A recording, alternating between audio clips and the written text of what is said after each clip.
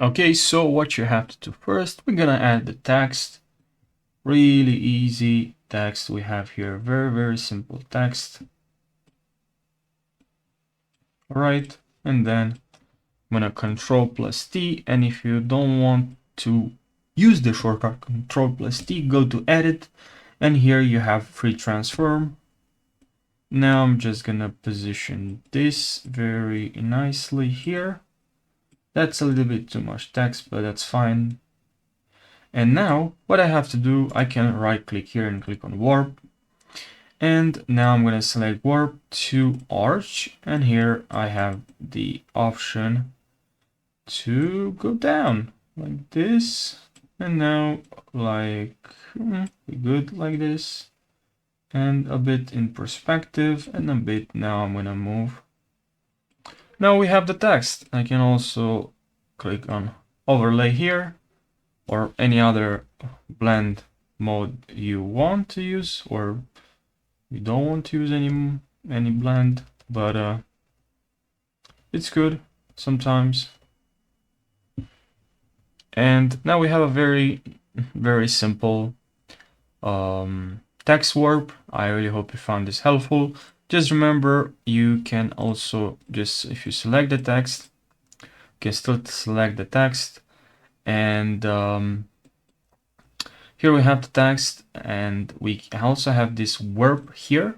Not only there, if you right click, and you still can change from here. And as you can see, it's round down there. You can also go vertical, but we don't want vertical. Like, you don't want vertical, you want horizontal, horizontal. And no, I don't know, maybe your barrel or what you're doing is different. You can try a different thing, but the arch is not helpful in our situation.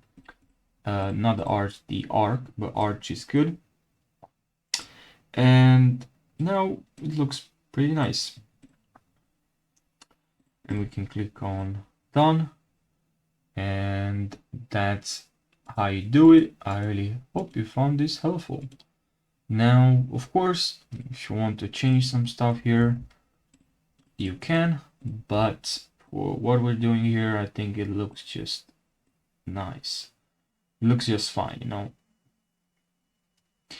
And make sure you select the text here. I assume that you want this in the middle, maybe not. Change the sample text, the font.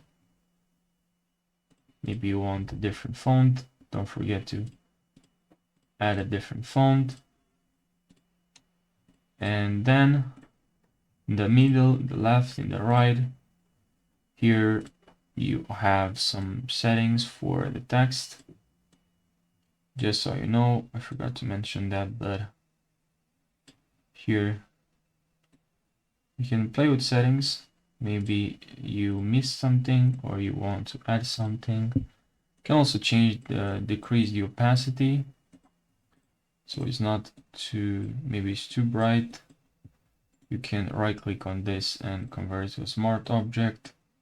Now you can decrease the opacity if it's too bright, you know. And now it looks fine. It looks just fine, I guess. Just make sure you add, I mean, it's not necessarily, but I like to add some noise. I do have a background here, and I should have removed the background, but anyways, it's fine. And if you add some noise, sorry, let's go back.